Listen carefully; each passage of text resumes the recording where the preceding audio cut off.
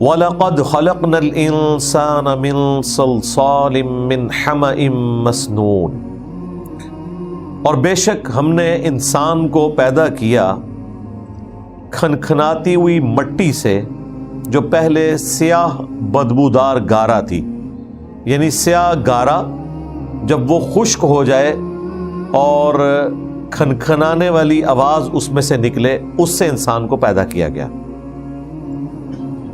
وَالْجَانَّ خَلَقْنَاهُ مِنْ قَبْلُ مِنْ نَارِ السَّمُومِ، اور جنات کو ہم نے پیدا کیا انسانوں سے پہلے ایسی آگ سے جس میں دھواں نہیں ہے۔ آگ کی فلیم کا جو اوپر والا پورشن ہے انسین، اس آگ کی لپٹ سے جنات کو پیدا کیا گیا، اسی لیے جنات نظر بھی نہیں آتے، اور انسانوں سے پہلے ان کو پیدا کیا گیا۔ یہ دو باتیں اس سے پتہ چل گئی۔ اسی کو سپورٹیو ایک حدیث ہے صحیح مسلم میں، نبی صلی اللہ علیہ وآلہ وسلم نے فرمایا کہ اللہ تعالیٰ نے انسان کو مٹی سے، جنات کو آگ سے، اور فرشتوں کو نور سے پیدا کیا۔ فرشتوں کا نور سے پیدا ہونا، یہاں نور سے مراد نور مخلوق ہے، اللہ کے لیے بھی آیا اللہ نور السماوات والارض۔ اللہ کا جو نور ہے، جو اس کا حجاب ہے، وہ بھی نور ہے، اللہ بھی نور ہے جیسا کہ اس کی شان کے لائق ہے۔ وہ نور مخلوق کا نور نہیں ہے، بلکہ وہ خالق کا نور ہے۔ الفاظ ایک جیسے ہیں، اس کی وجہ سے بعض اوقات لوگوں کے دماغ میں اس طرح کی بات آ جاتی ہے۔ وہ تو الفاظ کا چناؤ تو لٹریچر کی زبان میں سمجھانے کے لیے، اللہ کا ہاتھ، اللہ کی آنکھیں، یہ سارے قرآن میں الفاظ ہیں، لیکن یہ سمجھانے کے لیے، ان کی کیفیت ہمیں نہیں پتہ۔ لیس کمثلہ شیء وہو السمیع البصیر، اللہ کی مثل کوئی شے نہیں ہو سکتی، اور وہی سننے والا اور دیکھنے والا ہے۔ وَإِذْ قَالَ رَبُّكَ لِلْمَلَائِكَةِ، اور یاد کرو وہ وقت جب تمہارے رب نے فرشتوں سے فرمایا انی خالق بشرا من صلصال من حمأ مسنون، بے شک میں تخلیق کرنے والا ہوں بشر کو، انسان کو، ایسی کھنکھناتی ہوئی مٹی سے جو پہلے بدبودار سیاہ گارا تھی۔ فَإِذَا سَوَّيْتُهُ، پس جب میں اسے سنوار لوں، وَنَفَخْتُ فِيهِ مِن رُوحِي، اور اس میں اپنی روح ڈال دوں، اپنی طرف سے روح، یہ من سے، فرام، یہاں روح سے مراد اللہ کی روح نہیں، یعنی اللہ کی پیدا کردہ مخلوق روح، جو عیسیٰ ابن مریم کے بارے میں بھی آیا، روح من، عیسیٰ ابن مریم اللہ کی طرف سے روح ہے، لیکن وہ خاص روح، ویسے تو ہم بھی اللہ کی طرف سے روح ہیں، لیکن عیسیٰ ابن مریم اس لیے خاص روح ہیں کہ ان کا باپ نہیں تھا، وہ ماں سے پیدا ہوئے، اور یہ ایک بہت ایکسٹراڈنری واقعہ ہے، فزیکل فینومینا آف نیچر کو توڑنے والا، اس لیے انہیں روح اللہ کہا گیا، ورنہ روح اللہ تو سب ہی ہیں۔ یہاں دیکھ لیں آدم علیہ السلام کے بارے میں بھی آیا وَنَفَخْتُ فِيهِ مِن رُوحِي، اپنی طرف سے اس میں جب میں روح پھونک دوں، فَقَعُوا لَهُ سَاجِدِينَ، تو پھر تم سب کے سب سجدے میں گر پڑنا۔ فَسَجَدَ الْمَلَائِكَةُ كُلُّهُمْ أَجْمَعُونَ، پس سب کے سب فرشتے اکٹھے سجدے میں گر گئے، الا ابلیس، سوائے ابلیس کے۔ ابلیس کہتے ہیں وہ جو حسد کرنے والا ہے، جیلس ہونے والا۔ ابا، اس نے انکار کیا، ان یکون مع الساجدین، کہ وہ سجدہ کرنے والوں میں شامل ہو، وہ انکاری ہو گیا۔ اچھا، اب بڑی حیران کن بات ہے جو اکثر ملحدین کی طرف سے بھی اٹھائی گئی قرآن حکیم کے حوالے سے۔ وہ کہتے ہیں دیکھیں قرآن حکیم میں جب بھی قصہ آدم اور ابلیس بیان ہوا تو سٹارٹ اسی بات سے ہوتا ہے کہ اللہ تعالیٰ نے فرشتوں کو حکم دیا کہ جب میں آدم کو پیدا کروں تو تم نے سجدے میں گرنا ہے،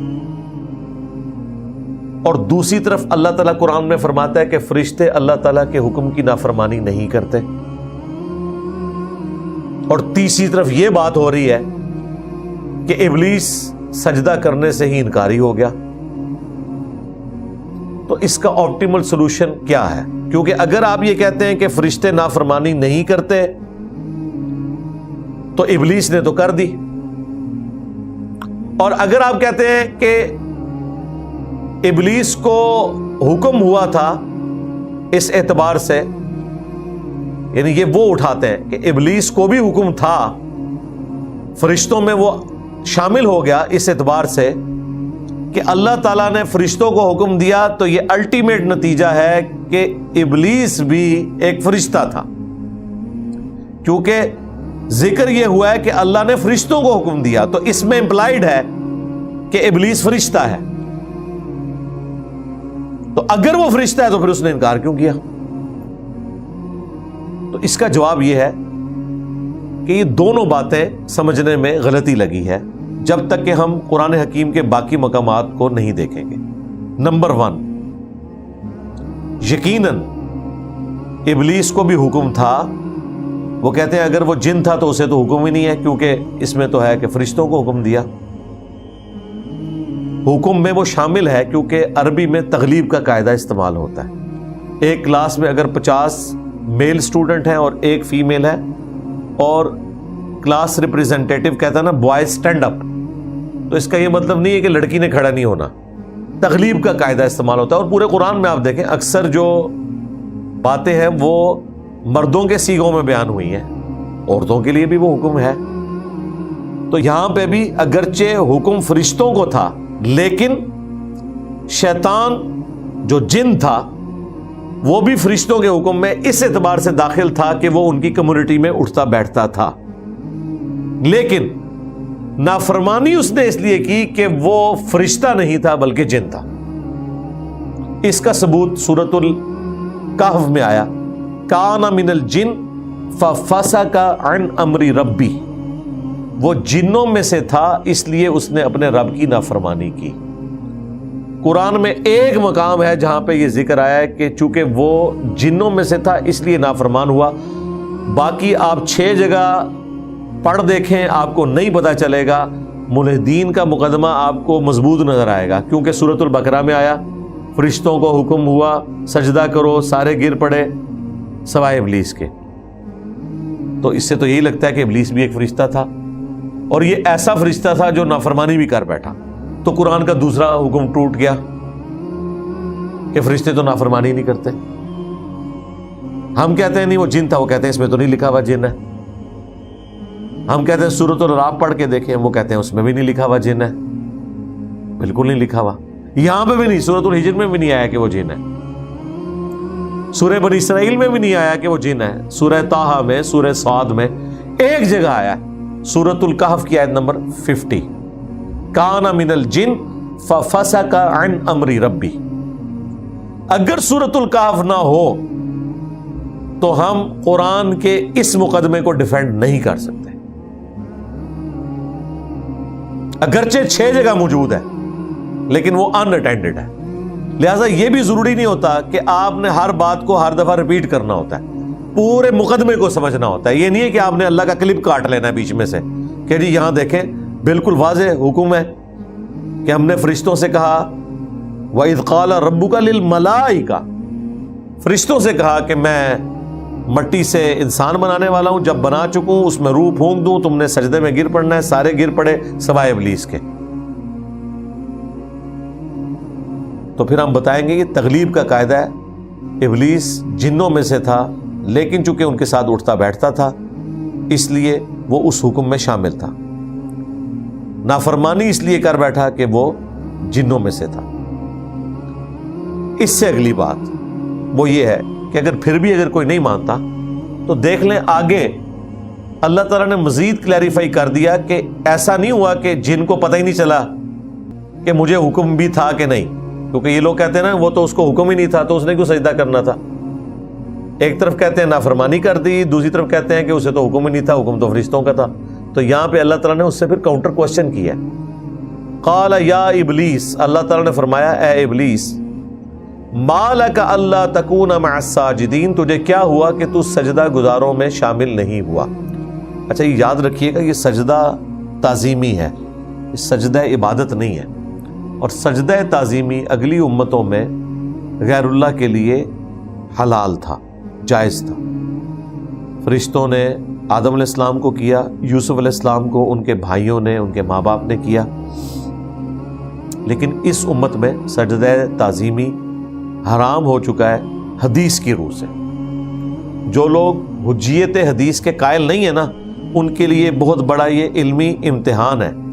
انہیں کہیں گے قرآن میں تو انسان کا انسان کو سجدہ تعظیمی کرنا، فرشتوں کا انسان کو سجدہ تعظیمی کرنا یہ ثابت ہے، تم بتاؤ۔ جو ذرا ہٹ دھرم قسم کے لوگ ہیں وہ پھر ضد میں آگے کہتے ہیں جی ہم تو قائل ہیں انسان کا انسان کو سجدہ ہو سکتا ہے، اور جو ذرا علمی لوگ ہیں وہ کہتے ہیں کہ اگرچہ قرآن میں نہیں لیکن یہ سنت سے ثابت ہے۔ ہم کہتے ہیں بس یہ سنت اور حدیث یہ ذریعہ ہے، کیونکہ قرآن حکیم تو اس حوالے سے خاموش ہے۔ اگرچہ قرآن پاک میں اشارتاً ذکر ہے لیکن کوئی ناسخ و منسوخ اس حوالے سے نہیں آیا ہوا۔ قرآن حکیم میں ذکر ہے کہ سجدہ کرو اس ذات کو جس نے سورج اور چاند کو پیدا کیا، سورج اور چاند کو سجدہ نہ کرو۔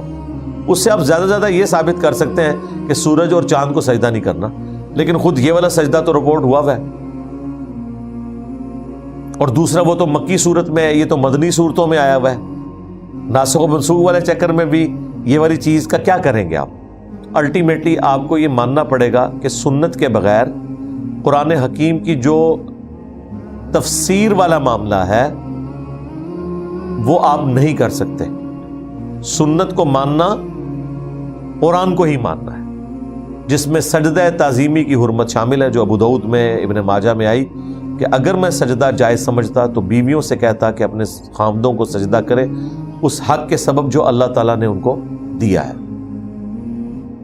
تو یہ سجدہ تعظیمی تھا جو اس امت میں حرام ہو چکا ہے، اگلی امتوں میں جائز تھا، اس لیے کوئی اس کی پلی نہیں لے سکتا کہ وہ کوئی شخص اپنے پیر کے آگے جھکے اور کہے کہ جی وہ فرشتوں نے بھی تو آدم علیہ السلام کو سجدہ کیا تھا۔ اس امت میں یہ سجدہ تعظیمی حرام ہو چکا ہے۔ قال لم اکن لاسجد لبشر خلقته من صلصال من حمأ مسنون۔ اب دیکھیں جب اللہ تعالیٰ نے اس سے پوچھا کہ کس چیز نے تجھے منع کیا کہ تو سجدہ گزاروں میں شامل نہیں ہوا، تو اب اس نے یہ نہیں کہا کہ مجھے تو حکم ہی نہیں تھا، میں تو جن ہوں اور آپ نے تو فرشتوں کو کہا تھا، اسے پتا تھا مجھے حکم ہے، لہذا وہ سوال تو ان کا ختم ہو گیا جو یہ اعتراض کرتے تھے قرآن پہ۔ تو وہ کہنے لگا کہ میں کبھی اس کو سجدہ نہیں کروں گا جو بشر ہے جسے تو نے پیدا کیا کھنکھناتی ہوئی مٹی سے، جو پہلے بدبودار سیاہ گارا تھی۔ بس یہاں پہ تو صرف اتنا ذکر ہے، لیکن باقی جگہوں پہ سورۃ الاعراف میں، سورہ صاد میں یہ ذکر آیا کہ میں اس سے بہتر ہوں، تو نے مجھے آگ سے پیدا کیا اور اسے مٹی سے۔ اب یہ جملہ یہاں پہ مسنگ ہے،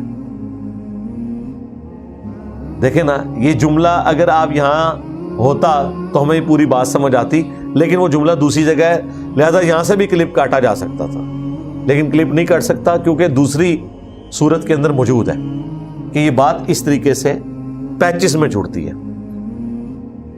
اس حوالے سے جو اللہ تعالیٰ نے میرے اوپر ایک حق واضح کیا، ٹروتھ ریویل کیا، وہ یہ کہ جو لوگ یہ اعتراض کرتے ہیں نا کہ صحابہ کرام جب احادیث روایت کرتے ہیں، بخاری میں کچھ حصہ ملتا ہے، کچھ مسلم میں ملتا ہے، کچھ ابو داؤد سے آپ اٹھاتے ہیں، ایک صحابی حدیث کو کسی اور طریقے سے بیان کرتا ہے، دوسرا کسی اور طریقے سے بیان کرتا ہے، لہذا اتھینٹسٹی ہی حدیث کی ختم ہو جاتی ہے، الفاظ ہی نہیں ملتے جلتے۔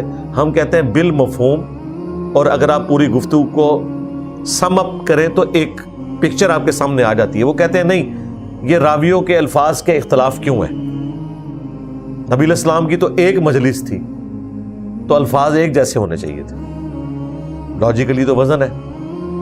تو مجھے بتائیں، یہ قصہ آدم اور ابلیس بھی تو ایک ہی دفعہ ہوا ہے نا، یہ تو نہیں ہے کہ اللہ تعالیٰ کی اور ابلیس کی کئی دفعہ گفتگو ہوئی ہے۔ تو اس میں بھی لاجیکلی 7 دفعہ اگر قصہ آدم اور ابلیس ہے، 7 دفعہ 100% ایک ہی الفاظ ہونے چاہیے تھے، لیکن ایسا نہیں ہے۔ صورتوں کے وزن میں ان الفاظ کو بٹھایا گیا ہے، الفاظ بھی مختلف ہیں، مفہوم ایک ہے، لیکن اس میں بھی جو نیٹی گریٹیز ہے نا وہ کسی ایک صورت سے آپ اٹھا ہی نہیں سکتے. مثلا اس میں مسنگ ہے، اس میں تو صرف اتنا ہے کہ میں اس کو سجدہ نہیں کروں گا جس کو تو نے مٹی سے بنایا، لیکن جو دوسرا جملہ ہے کہ میں اس سے بہتر ہوں، انا خیر من خلقتنی من نار، تو نے مجھے آگ سے پیدا کیا اور اسے پیدا کیا مٹی سے، یہ جملے یہاں پہ مسنگ ہیں، وہ دوسری جگہ پہ موجود ہیں. تو ہم سارے جملوں کو ایک جگہ جمع کر کے ایک پکچر کھینچتے ہیں. تو اگر قرآن میں یہ ہو رہا ہے جو باللفظ محفوظ ہے، تو احادیث میں اگر اس طرح الفاظ کا اختلاف آئے تو وہ بھی ہم نے اسے ٹوٹیلٹی میں دیکھنا ہے. تو یہ آپ نے ایک اینٹی وینم تیار رکھنا ہے منکرین حدیث کے لیے. جب کبھی وہ کہنا کہ جی یہ تو بخاری میں یہ الفاظ تھے، مسلم میں یہ آئے، لہٰذا یہ جو ہے حدیث ڈاؤٹ فل ہو گئی ہے، دو مختلف راوی دو مختلف انداز میں بیان کر رہے ہیں، تو انہیں کہیں قصہ آدم اور ابلیس بھی 7 دفعہ آیا، مختلف الفاظ میں بیان ہوا ہے. وہاں تو آیا سورۃ الاعراف میں آگ سے پیدا کیا، وَخَلَقْتَهُ مِن طِينٍ، اور اسے مٹی سے پیدا کیا. یہاں تو تین ذکر ہی نہیں ہے، یہاں کے الفاظ ہیں صَلْصَالٍ مِّنْ حَمَإٍ مَّسْنُونٍ. تین کہتے ہیں مٹی کو، مٹی کی آگے خاصیت آئی ہے کہ وہ کون سی مٹی تھی، وہاں پہ صرف مٹی کا ذکر ہے، یہاں پہ مٹی کی خاصیت کا بھی ذکر ہے. اور یہ جو ذکر ہے نا صَلْصَالٍ مِّنْ حَمَإٍ مَّسْنُونٍ، یہ صرف سورۃ الحجر میں ہے، باقی ہر جگہ صرف مٹی کا ذکر ہے. اس کی جو خاصیت ہے وہ صرف سورۃ الحجر میں آئی ہے، لہٰذا اس مٹی کی یہ والی خاصیت باقی صورتوں میں رپورٹ نہیں ہوئی ہے. لیکن ہم نے سب کو جمع کر کے ایک اینڈ رزلٹ تک پہنچنا ہوتا ہے. تو اس نے کہا کہ میں انسان کو سجدہ نہیں کروں گا جسے تو نے کھنکھناتی ہوئی مٹی جو ایک سیاہ بدبودار گارا تھی پہلے، جب وہ خشک ہو گئی اس سے تو نے انسان کو پیدا کیا. یعنی اس نے اپنے گناہ کی جسٹیفیکیشن بھی دے دی، اپنی نافرمانی کی جسٹیفیکیشن بھی دی بجائے معافی مانگنے کے. قال فاخرج منها، اللہ تعالیٰ نے آگے سے کوئی علمی جواب دینے کی ضرورت نہیں ضروری سمجھی، ورنہ جواب دیا جا سکتا تھا کہ مٹی میں تو ایک بے قدر بیج بویا جائے وہ 6 ارب گنا بڑا درخت بن جاتا ہے، اور آگ میں جو چیز بھی آپ ڈالتے ہیں وہ راکھ ہو جاتی ہے. مٹی تو غریب نواز ہے، اتنی سی چیز کو اتنا بنا دیتی ہے، اور آگ جو ہے وہ اتنی بڑی چیز کو راکھ بنا دیتی ہے. اسے صرف آگ کی یہ خوبی نظر آئی کہ آگ اوپر اٹھتی ہے اور مٹی نیچے ہوتی ہے، مٹی پستی کی علامت ہے اور آگ جو ہے وہ بلندی کی علامت ہے. یہ ایک فیکٹر اسے نظر آیا جس کی وجہ سے اس نے کہا کہ میں اس سے بہتر ہوں. ٹھیک ہے یہ ایک فیکٹر ہے، لیکن دوسرے فیکٹرز بھی ہیں. لیکن اللہ تعالیٰ نے کوئی آگے سے جسٹیفیکیشن نہیں دی. اس کی وجہ یہ ہے کہ رب کا حکم ہی کافی ہے. آدم علیہ السلام اگر آگ سے بنائے جاتے اور شیطان مٹی سے بنایا جاتا تب اس نے کوئی اور دلیل گھاڑ لینی تھی، تب بھی حکم تو اپنی جگہ رہنا تھا. اور دیکھیں آگ سے بھی بہتر نور ہے.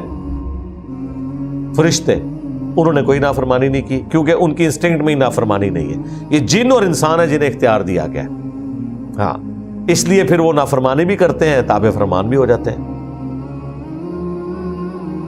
تو اللہ تعالیٰ نے فرمایا قال فاخرج منها، فرمایا یہاں سے نکل جا. فإنك رجیم، بے شک تو راندہ درگاہ ہے، تو مردود ہو چکا ہے. وَإِنَّ عَلَيْكَ اللَّعْنَةَ إِلَى يَوْمِ الدِّينِ، اور بے شک تجھ پر لعنت ہے قیامت کے دن تک. لعنت عربی زبان میں کہتے ہیں رحمت سے محرومی، اسی لیے نبی اسلام نے کسی مسلمان پہ لعنت کرنے سے منع فرمایا. جنرل لعنت ہو سکتی ہے جس طرح قرآن میں آیا لعنت اللہ علی الکاذبین، جھوٹوں پر اللہ کی لعنت. لیکن اگر کوئی شخص آپ کے سامنے جھوٹ بول رہا ہے تو آپ اسے بائی نیم نہیں کہہ سکتے کہ تو لعنتی ہے. ہاں یہ کہہ سکتے ہیں کہ تیرا عمل ایسا ہے جس نے تجھے لعنت کا مستحق کر دیا، باقی اللہ کی مرضی معاف کر دے یا لعنت فرما دے. لعنت اللہ علی الظالمین، ظالموں پر اللہ کی لعنت. تو جنرل ہے، اسپیسیفکلی جب آپ نے کسی کو مینشن کرنا ہے تو اہل قبلہ اہل کلمہ کو اسپیسیفکلی بائی نیم مینشن کر کے لعنت کرنے سے نبی صلی اللہ علیہ وآلہ وسلم نے منع فرمایا. تو یہاں پہ شیطان پہ قیامت کے دن تک کے لیے لعنت. اور آپ اس خبیث کا کانفیڈنس لیول دیکھیں بجائے کہ رونا پیٹنا ڈال دیتا کہ یہ کیا ہوا، میں تو راندہ درگاہ ہو گیا ہوں، کو معافی تلافی کی کوشش کرتا، معافی مل جاتی، لیکن ایسا ہونا نہیں تھا۔ اس کی وجہ یہ ہے کہ جب اللہ نے فرما دیا نا اب قیامت تک لعنت ہے تیرے اوپر، تو بس اس کا وہ پوائنٹ آف نو ریٹرن تھا جو ختم اللہ علی قلوبہم وعلی سمعہم وعلی ابصارہم ہو گیا۔ ربنا لا تزغ قلوبنا بعد اذ ہدیتنا وہب لنا من لدنک رحمہ انک انت الوہاب، آمین۔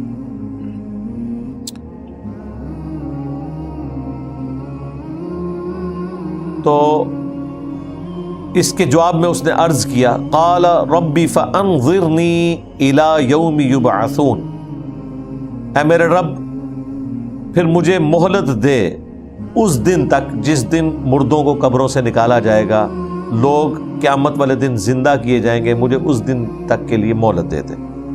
دیکھ لیں رب مان رہے، وہ اللہ کا انکاری نہیں ہوا، اللہ کو مان رہا ہے، اللہ کی نہیں مان رہا۔ بس یہ دیکھ لیں جو کہتے ہیں نا جی ہم اللہ پر ایمان لائیں، انہیں کہے کہ اللہ پہ تو ایمان لایا ہوا ہے شیطان بھی، انکاری تو کوئی نہیں ہوا، رب کہہ رہا ہے اللہ کی ماننے سے انکاری ہوا ہے۔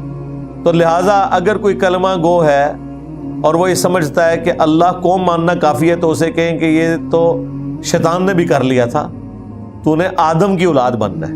آدمی کون ہوتا ہے؟ جو آدم والا کام کرے، اور آدم علیہ السلام نے کیا کیا تھا؟ غلطی ہوئی تو معافی مانگ لی، وہ سورہ الاعراف میں ہم تفصیل سے پڑھ چکے ہیں، سورۃ البقرہ میں بھی آیا، اللہ تعالیٰ نے انہیں دعا سکھا دی تھی، انہوں نے معافی مانگی۔ اپنی غلطی پر ندامت کا اظہار کرنا یہ آدمیت ہے، اور اپنی غلطی کی جھوٹی جسٹیفیکیشن پیش کرنا، دلیل دینا، یہ شیطانیت ہے۔ اور یہ دیکھ لیں شیطان نے کانفیڈنس لیول دیکھیں، اسی رب سے کہہ رہے مجھے قیامت کے دن تک مہلت دے دے۔ قال فإنك من المنظرین، اللہ تعالیٰ فرمایا ٹھیک ہے پھر تجھے مہلت دی جاتی ہے، بس یعنی وہ مانگ رہا ہے اور اللہ نے کہا چل دے دی مہلت۔ الی یوم الوقت المعلوم، اس دن تک کے لیے جس کا جو وقت مقررہ ہے وہ اللہ تعالیٰ کے علم میں ہے، تجھے مہلت دی جاتی ہے۔ اب دیکھیں اس کا جو جملہ ہے، یعنی انتہا ہے گستاخی کی بھی، اور اس کی آپ کانفیڈنس دیکھیں کیا ہے۔ قال ربی بما اغویتنی، اس نے کہا اے میرے رب جس طرح تو نے مجھے بھٹکا دیا نا، لَأُزَيِّنَنَّ لَهُمْ فِي الْأَرْضِ، میں بھی انسانوں کو زمین ان کے لیے مزین کر دوں گا، زمین میں خوشنما چیزیں ان کے لیے مزین کر دوں گا، وَلَأُغْوِيَنَّهُمْ أَجْمَعِينَ، اور میں ان سب کے سب لوگوں کو گمراہ کر دوں گا، اغوا کر لوں گا تیرے سارے بندوں کو۔ إِلَّا عِبَادَكَ مِنْهُمُ الْمُخْلَصِينَ، سوائے تیرے جو مخلص بندے ہیں، جو جن کو تو چن لے گا۔ یہ لفظ مخلص ہے، مخلص نہیں ہے۔ مخلص جسے اللہ اپنے لیے خالص کر لے وہ صرف انبیاء ہیں علیہ السلام۔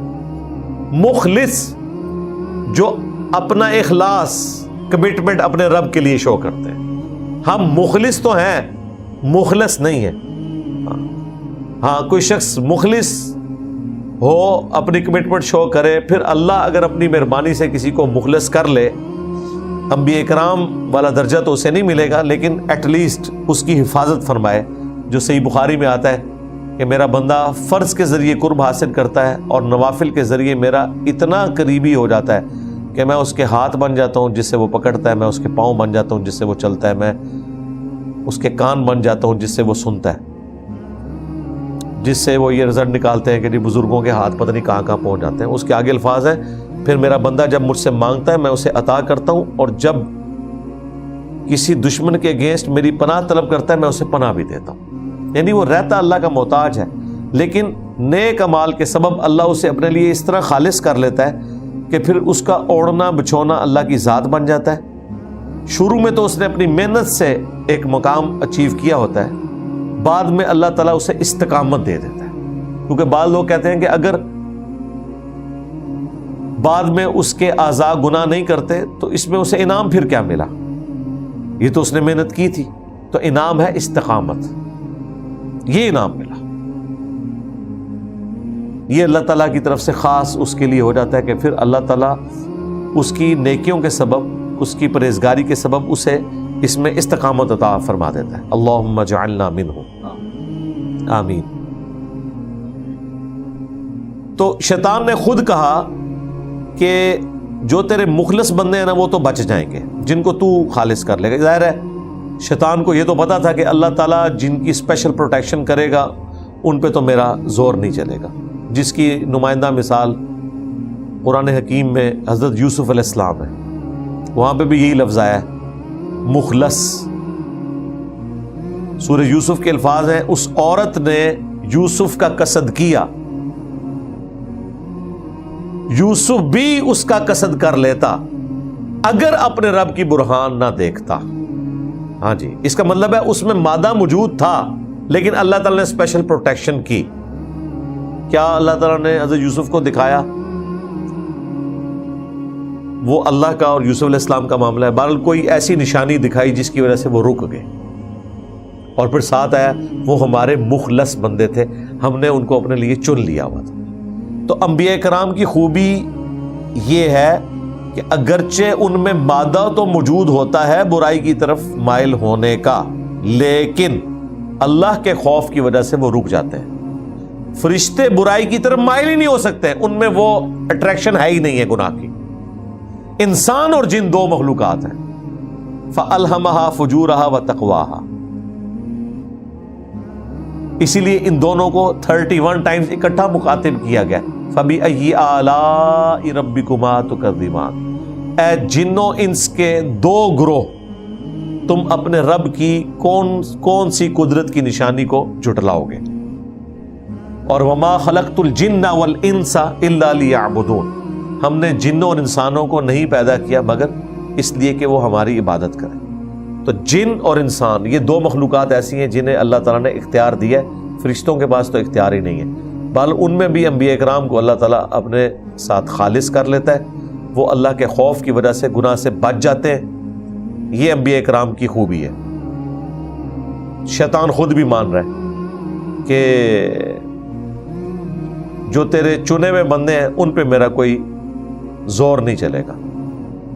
اچھا، اب دنیا میں اس طرح کی دھمکی اگر کوئی کسی بڑے بادشاہ کو لگائے تو اس بادشاہ کا جواب یہ ہوتا ہے کہ میں دیکھ لوں گا پھر تو کس طرح میرے بندوں کو گمراہ کرتا ہے، میرے بندے میں تک لاؤں گا۔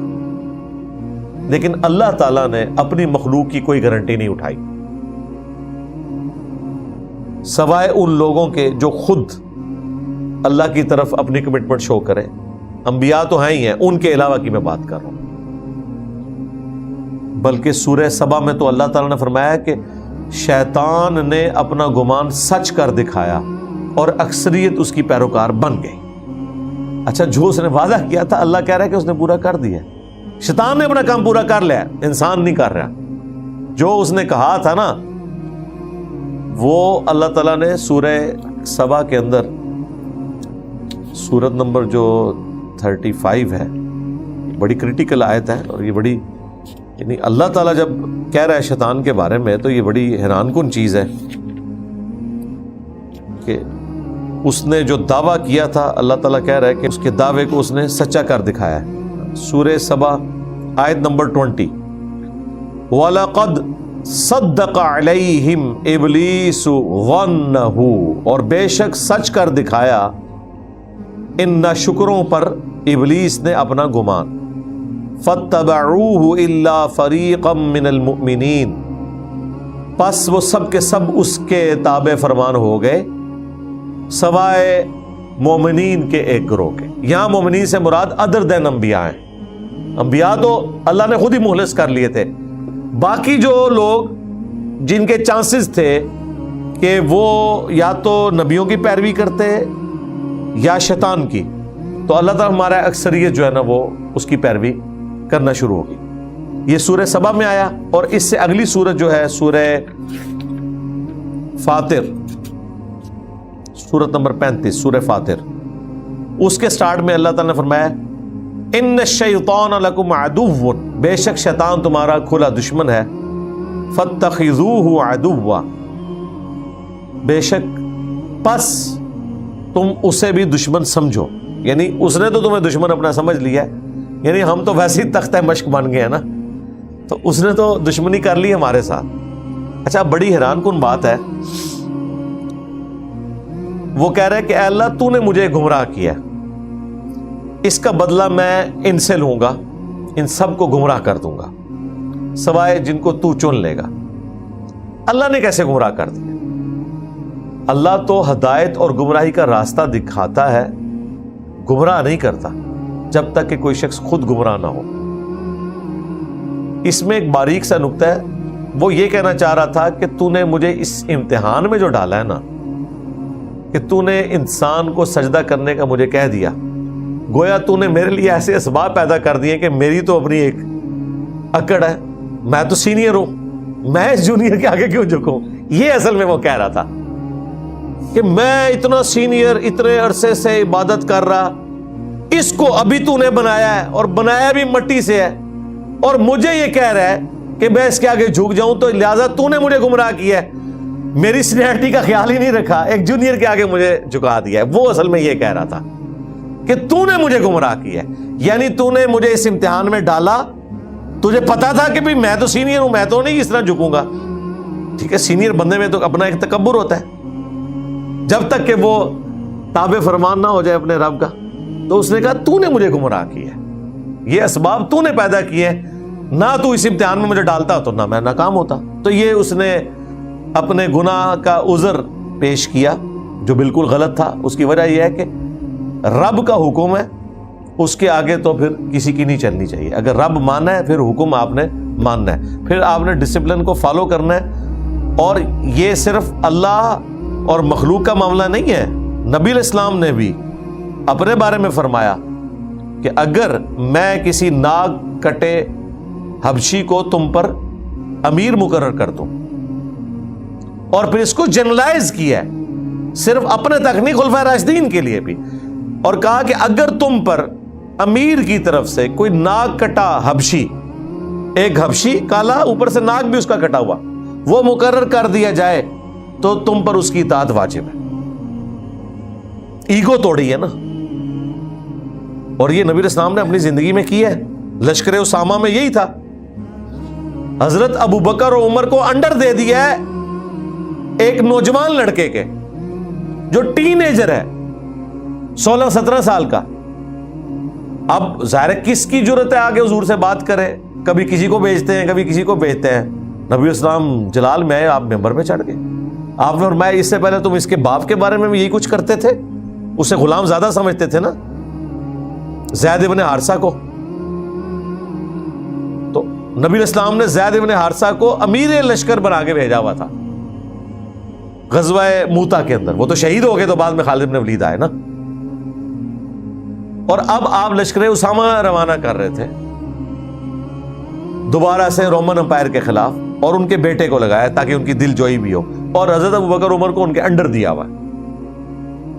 تو نبی علیہ السلام اس طرح کے معاملات اس لیے کرتے تھے تاکہ اس بت پرستی کو توڑا جائے۔ اس طریقے سے بخاری مسلم میں آتا ہے، حضرت عمر بن عاص کہتے ہیں مجھے نبی علیہ السلام نے ایک جہادی مہم کے اوپر روانہ کیا اور امیر مجھے بنایا، حضرت ابوبکر عمر ہمارے ساتھ تھے، تو مجھے گمان ہوا کہ شاید میں کوئی بڑا محبوب ہو گیا ہوں۔ تو میں نے کہا یا رسول اللہ بتائیں آپ کو لوگوں میں سب سے بڑھ کر محبوب کون ہے؟ فرمایا عائشہ۔ کہا نہیں یا رسول اللہ میں مردوں میں پوچھ رہا تھا۔ کہا کہ عائشہ کا باپ پوچھا، اس کے بعد کہا عمر، پھر کہتے ہیں میں پوچھتا گیا، پھر میں خاموش ہی ہو گیا کیونکہ میرا نام نہیں آیا تھا، تو یہ نہ ہو کہ نام ذکر ہی نہ ہو، حالانکہ امیر ان کو بنایا ہوا تھا۔ تو یہ ضروری نہیں ہوتا کہ کوئی افضل شخص ہے وہی امیر بنے، کوئی دوسرا شخص بھی، کوئی جونیئر بھی سینئر کے اوپر آ سکتا ہے، اور اس میں کسی سینئر کو برا نہیں منانا چاہیے۔ تو یہ شیطان کی جو یہ بات تھی نا کہ تو نے مجھے گمراہ کیا ہے کیونکہ تو نے مجھے یہ حکم ہی ایسا دیا جو مطلب میرا تو ایک اپنا ایک لیول ہے، میں ان کے آگے جھکوں، تو اس لیے تو نے مجھے گمراہ کیا ہے۔ تو اب میں اس کا بدلہ اتاروں گا اور یہ جتنے جونیئرز ہیں ان کو گمراہ کر دوں گا. ٹھیک ہے, کیونکہ میں سینئر تھا تو میں تو ہوا گمراہ ان کے پیچھے. اب میں نے کوئی جونیئر بھی نہیں چھوڑنا, ان ساروں کو تیرا نافرمان بناؤں گا. الا عبادک منہم المخلصین, سوائے جو تیرے چنے ہوئے بندے ہیں. تو اللہ تعالیٰ نے اس کے جواب میں یہ جو دھمکی تھی نا, اس دھمکی کو اللہ تعالیٰ نے ریبٹل نہیں کیا کہ میں دیکھتا ہوں کس طرح تو میرے بندوں کو ہاتھ لگاتا ہے. اللہ نے کہا قال ھذا صراط علی مستقیم, اللہ تعالیٰ نے فرمایا یہ ہے میرا راستہ جو میری طرف آتا ہے, سیدھا راستہ. یہ تو میں نے راستہ واضح کر دیا.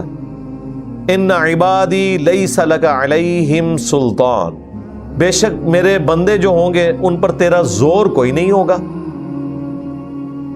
الا من اتبعک من الغاوین, ہاں جو خود ہی تیری پیروی کرنا چاہیں, گمراہ ہونا چاہیں, ان کا معاملہ الگ ہے. باقی میرے بندوں پہ تیرا زور کوئی نہیں ہوگا. یعنی ادر دین انبیاء کی بات ہو رہی ہے. زور نہیں ہوگا تو کیا ہوگا, وہ اللہ تعالیٰ نے دوسری جگہ پہ ذکر کیا ہے کہ یہ جو ہم نے شیطان کو اختیار دیا نا کہ یہ ان کو برائی کی طرف بلاتا ہے, تو صرف اس لیے کہ ان کے لیے آزمائش ہو, زور کوئی نہیں ہے. جو ہم سورہ ابراہیم میں بھی پڑھ چکے, آیت نمبر 22 میں, شیطان کی انسان سے آخری ملاقات. اس میں شیطان قیامت والے دن کیا کہے گا, میرا تجھ پہ زور کوئی نہیں تھا, صرف میں نے تجھے برائی کی طرف بلایا تھا, تو خود گمراہ ہوا تھا, آج اپنے آپ کو ملامت کر, مجھے ملامت مت کر.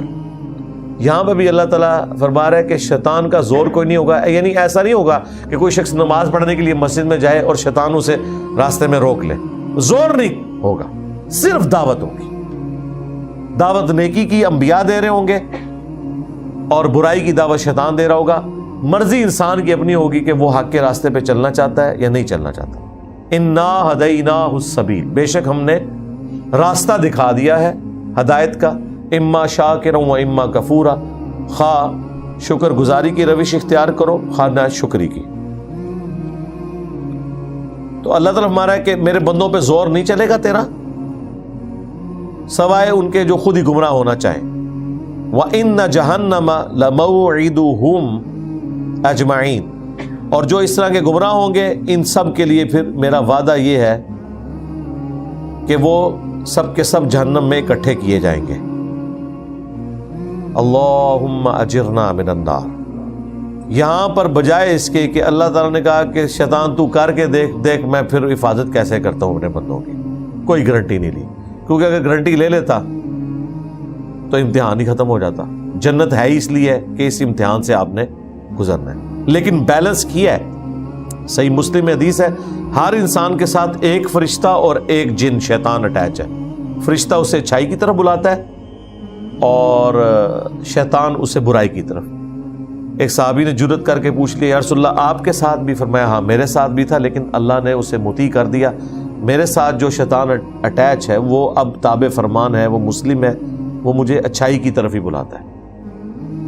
نبی الاسلام کے علاوہ کسی بھی شخص کے لیے یہ گارنٹی نہیں. باقی اللہ تعالیٰ کسی کو ایک پروٹوکول دے اس کی محنت کے سبب تو وہ گناہوں سے محفوظ ہو جائے, لیکن جو عصمت والا معاملہ ہے وہ صرف انبیاء کے ساتھ خاص ہے.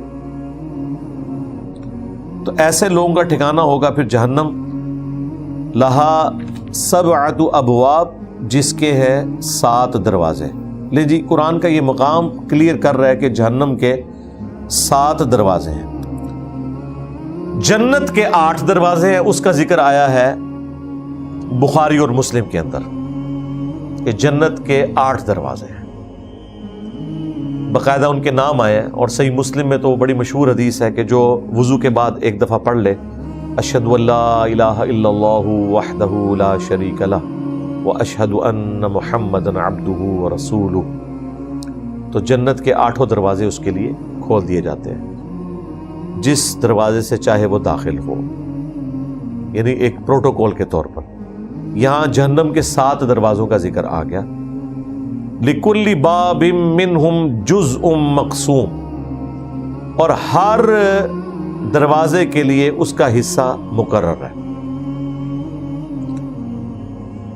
اسی طریقے سے جنت کے دروازوں کے بارے میں بھی آیا ہے بخاری مسلم میں کہ ایک دروازہ خاص ان لوگوں کے لیے جو روزہ رکھنے والے ہیں، ایک دروازہ خاص ان لوگوں کے لیے جو اللہ کا ذکر کثرت سے کرنے والے ہیں، ایک دروازہ خاص ان لوگوں کے لیے جو صرف اللہ کے لیے ایک دوسرے سے محبت کرتے ہیں. ٹھیک ہے، تو اس طرح جنت کے دروازے، جہنم کے بھی دروازے، اور ہر دروازے میں اس کا حصہ موجود ہے. اور یقیناً اس میں صرف کافر شامل نہیں ہے، مسلمان بھی جو فاسق ہیں، فاجر ہیں، وہ بھی جہنم میں انیشلی تو داخل کیے جائیں گے، پھر اللہ تعالیٰ انہیں گناہوں کی سزا کے بعد کچھ سزا دے دے گا، کچھ شفاعت کی وجہ سے معاف ہو جائیں گے، جو ترمذی میں، ابن ماجہ میں حدیث ہے کہ میری شفاعت میری امت کے گناہ کبیرہ کرنے والے لوگوں کے لیے بھی ہے، جس کے لیے اللہ تعالیٰ چاہے گا وہ فرما دے گا. ہم تو یہ کہتے ہیں کہ تھوڑی دیر کے لیے بھی جہنم، جو سورۃ الفرقان میں آیا کہ جہنم تھوڑی دیر کے لیے بھی اور مستقل رہنے کے لیے بھی ایک برا ٹھکانہ ہے. اہل ایمان کی تو نشانی یہی ہے، ربنا اصرف عنا عذاب جہنم ان عذابها کان غراما. آمین. رب ہمارے ہم سے جہنم کا عذاب پھیر دے. یہ تو گلے کا ایک پھندا ہے. حتیٰ کہ آپ دیکھیں بخاری مسلم میں آیا کہ نبی صلی اللہ علیہ وآلہ وسلم حکم دیتے تھے صحابہ کو کہ تشہد میں 4 چیزوں کے اگینسٹ اللہ کی پناہ طلب کرنی ہے. اس میں پہلی چیز یہی ہے، اللہم انی اعوذ بک من عذاب جہنم ومن عذاب القبر ومن فتنة المحیا والممات ومن شر فتنة المسیح الدجال. آمین.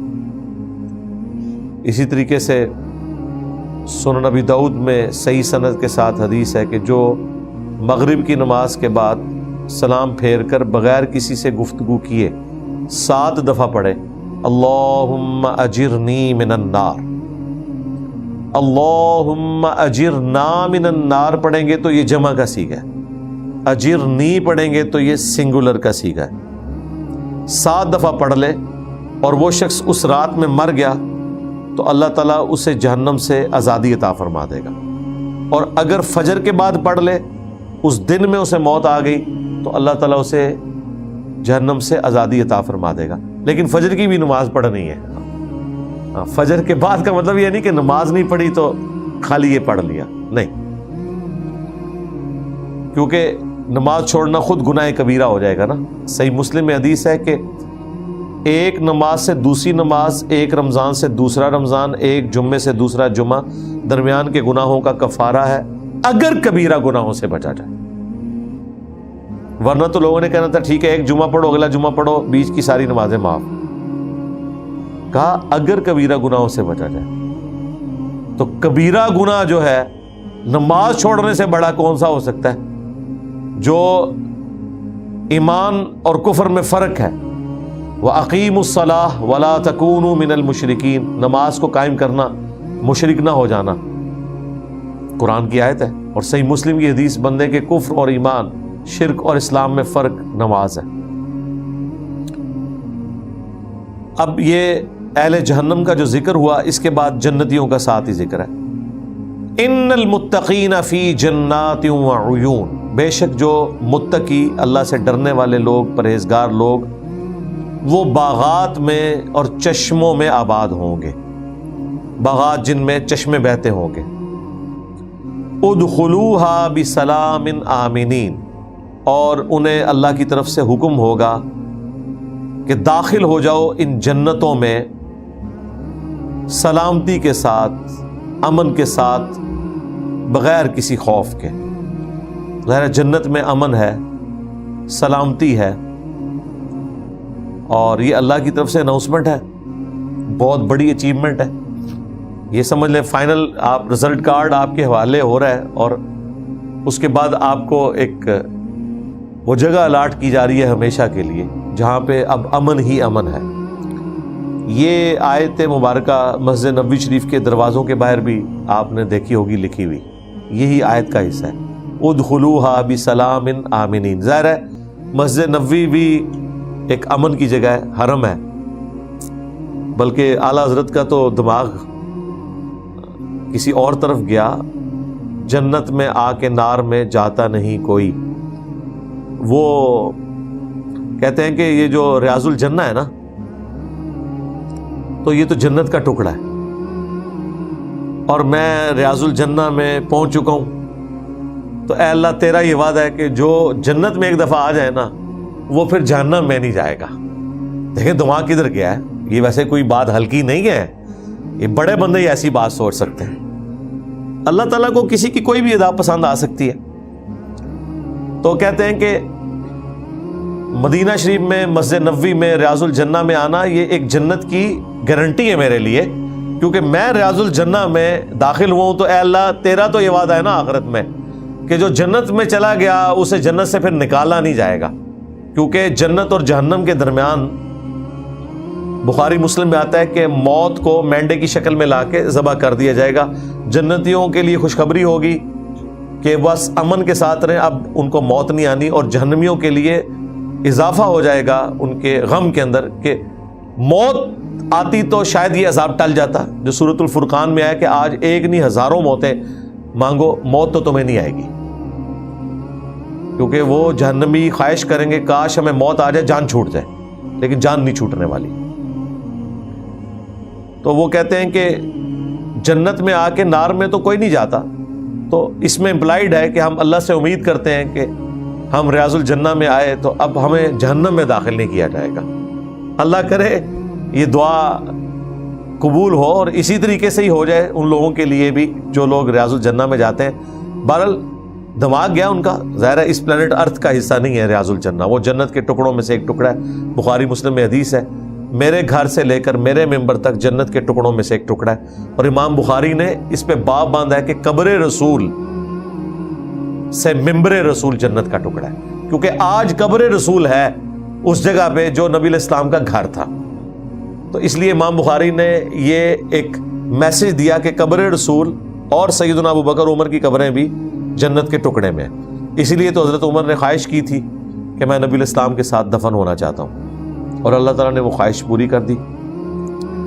داخل ہو جاؤ اس میں سلامتی کے ساتھ اور امن کے ساتھ۔ وَنَزَعْنَا مَا فِي صُدُورِهِم مِّنْ غِلٍّ، اور ہم نکال دیں گے ان کے دلوں میں جو ایک دوسرے کے بارے میں کوئی کینہ آ گیا اگر۔ اخواناً علی سرر متقابلین، پھر وہ جنت میں بھائی بھائی بن جائیں گے تختوں پر آمنے سامنے بیٹھے ہوئے۔ اب دنیا میں بھی آپ زبردستی اگر دو مخالف پارٹیوں کی صلح بھی کروا دیں نا، پھر بھی آنکھیں چار کرتے ہوئے ٹائم لگتا ہے۔ اب دنیا میں ظاہر ہے کہ جن لوگوں کی اہل ایمان کی آپس میں کوئی رنجش تھی اور وہ نہیں نکل سکی، انسان خود تو اپنے دل سے نہیں نکال سکتا، اللہ ہی نکال سکتا ہے، تو اللہ تعالیٰ فرمایا دنیا میں اگر اہل ایمان تھے اور آپس میں کوئی ان کی ایسی رنجش تھی، دونوں جنت میں پہنچ گئے۔ اب جنت میں تو غم نہیں ہے، تو جنت میں داخل کرنے سے پہلے ہی ہم زبردستی ان کے دل سے کینہ نکال دیں گے۔ جنت میں جا کے انہیں یاد بھی نہیں ہوگا کہ ہماری دنیا میں کوئی اس طرح کی چیز تھی، یعنی یہ کیفیت تو اللہ ہی طاری کر سکتا ہے نا، کہ ہمیشہ کے لیے آپ کے دماغ سے اس چیز کو نکال دیں۔ تو یہی وہ آیت ہے سورۃ الحجر کی آیت نمبر 47، جس کے کانٹیکسٹ میں وہ حدیث ہے فضائل صحابہ احمد بن حنبل کی کتاب میں اور المصنف ابن ابی شیبہ کے اندر، جب حضرت طلحہ کا بیٹا مولا علی کو ملنے آیا۔ اب ظاہر ہے حضرت طلحہ جو ہے وہ جنگ جمل میں حضرت علی کے مخالفین میں سے تھے، شہید ہو گئے، اگرچہ وہ جنگ چھوڑ گئے، لیکن مروان نے، المستدرک للحاکم میں آتا ہے، مروان نے ان کے گھٹنے میں تیر مارا کہ بھئی یہ اگر جنگ چھوڑ گیا تو ہم تو جنگ ہار جائیں گے۔ لایا خود ساتھ تھا، خود مار دیا، اور پھر کہا آج میں نے عثمان کے قاتل سے بدلہ لے لیا۔ اچھا ان کو پتا تھا کہ انیشلی حضرت عثمان کے مخالفین کون تھے، حضرت طلحہ، زبیر، حضرت عائشہ، ان کی پالیسیز کی وجہ سے۔ عمار بن یاسر بھی تھے، لیکن یہ لوگ بھی تھے۔ لیکن یہ حیران کن بات ہے کہ بعد میں حضرت علی کے خلاف جو خروج ہوا اس میں ان لوگوں نے شروع میں تو بیعت کی، بعد میں مکے چلے گئے، وہاں سے حضرت عائشہ کو بھی اپنے ساتھ لے آئے، اور بعد میں حضرت عائشہ پھر روتی نہیں، اور پہ جو کتے بھونکے، وہ تفصیلی حدیث مسند احمد میں موجود ہے۔ بہرحال مولا علی نے جب حضرت طلحہ کے بیٹے کو دیکھا تو دل جوئی فرمائی اس کی، اور کہا میں اللہ سے امید کرتا ہوں کہ یہ سورہ الحجر کی جو آیت ہے وَنَزَعْنَا مَا فِي صُدُورِهِم مِّن غِلٍّ، یہ میرے عثمان بن عفان، طلحہ اور زبیر کے بارے میں ہے کہ اگر ہمارے دل میں ایک دوسرے کے بارے میں کوئی ایسی بات آ گئی ہے، اللہ تعالیٰ ہمارے دلوں سے اس کو نکال دے گا اور قیامت والے دن ہم آمنے سامنے ہوں گے۔ یہ اس بات کا ثبوت ہے کہ حضرت علی رضی اللہ تعالیٰ عنہ حضرت طلحہ اور زبیر کو جنتی مانتے تھے۔ یہ تو حضرت طلحہ کے بارے میں ہے، ان کا جب بیٹا آیا تو یہاں تو حضرت طلحہ، زبیر، حضرت عثمان تینوں کا ذکر کیا۔ حضرت زبیر کے بارے میں تو الگ سے وہ حاکم کے اندر حدیث موجود ہے کہ جب ابن جرموز نے آ کے بتایا کہ میں نے قتل کر دیا ہے تو مولا علی نے کہا کہ صفیہ کے بیٹے کے قاتل کو جہنم کی بشارت دے دو، کیونکہ میں نے حضور سے سنا تھا کہ ہر نبی کا کوئی حواری ہوتا ہے اور میرا حواری زبیر ہے۔ تو اور وہ کٹا ہوا سر لے کے آیا تھا، مولا علی اسے ملے بھی نہیں، اسے دروازے سے ہی واپس کر دیا اور وہ پھر بعد میں خارجیوں میں شامل ہو گیا کیونکہ حضرت علی نے تو اسے حکم نہیں دیا تھا۔ تو یہ آیت مبارکہ حضرت علی نے فٹ کی حضرت عثمان، طلحہ اور زبیر کے اوپر، یہ بتانے کے لیے کہ اگرچہ ہماری آپس میں ناچاکیاں رہیں اور ظاہر مرتے دم تک رہیں، حضرت طلحہ زبیر جنگ تو چھوڑ گئے تھے لیکن اس سے زیادہ کرنے کی ضرورت تھی کہ وہ حضرت علی کے ہاتھ مضبوط کرتے۔ صرف جنگ چھوڑنا کافی نہیں تھا، جب امام حق کو پہچان لیا تھا تو پھر امام حق کا ساتھ دینا چاہیے تھا۔ اس وجہ سے شیعہ جو ہیں وہ ابھی تک اس معاملے میں ان کے بارے میں سخت رویہ اڈاپٹ کرتے ہیں۔ ہم کہتے ہیں آپ کی 50% بات درست ہے، امام وقت کا ساتھ دینا چاہیے تھا، لیکن دوسری طرف دیکھو دونوں کو شہادت سے گزرنا پڑا اور شہادت سے بڑی کوئی تکلیف نہیں ہو سکتی جو انسان کی غلطیوں کا کفارہ بنے، تو یقیناً بن گئی۔ پلس مولا علی نے جب کہہ دیا کہ قیامت والے دن اللہ تعالیٰ یہ ریزالو کر دے گا اور غل ہمارے دلوں سے ایک دوسرے کے بارے میں نکال دے گا، تو اب اس کے بعد کوئی گنجائش نہیں رہتی۔ ہمارے استاد ڈاکٹر اسرار صاحب جب انہی آیات کے اوپر پہنچے تو انہوں نے زبردستی حضرت معاویہ کا نام بھی اس میں شامل کر دیا، اس لیے کہ انہیں احادیث کے معاملے میں وہ کہتے تھے میں امی ہوں۔ بعض لوگ ان کی طرف سے وکالت کرتے ہیں کہ وہ انہوں نے اجتہاداً ذکر کیا ہے، یہاں تو اجتہاد کی گنجائش ہی نہیں ہے۔ اس کی وجہ یہ ہے اجتہاد تو وہاں ہوتا ہے نا جہاں پہ آپ کو سپورٹیو کوئی صحابی کا قول حدیث نہ ملے۔